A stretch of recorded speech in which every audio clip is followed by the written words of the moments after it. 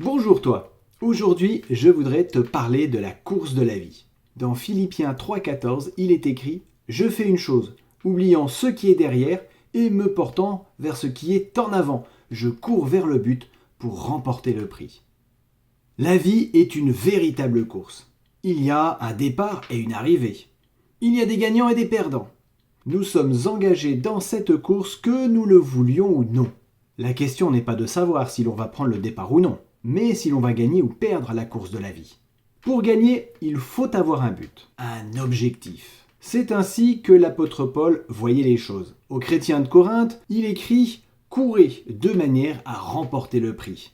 À ceux de Philippe, il précise que la course n'est pas terminée. Mais il ajoute avec détermination « Je fais une chose, oubliant ce qui est derrière et me portant vers ce qui est en avant. Je cours vers le but pour remporter le prix. » Malgré son âge, il garde une mentalité d'athlète. Il sait que pour gagner la course de la vie, il faut avoir un but, un objectif et tout faire pour l'atteindre.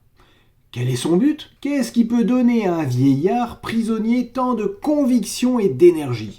La réponse se résume en un nom. Jésus-Christ. Paul, ennemi numéro 1 des chrétiens, semait la mort et la terreur. En découvrant le Christ, sur le chemin de Damas, il trouva la vraie signification de sa vie. Dès lors, il avait un objectif, proclamer l'évangile à tous. Ce but influença si fortement son existence qu'il écrivit « Malheur à moi si je n'annonce pas l'évangile ». Mais pourquoi ? Il répond « La nécessité m'en est imposée ». N'oublie pas cette parole d'1 Corinthiens au chapitre 9, verset 25.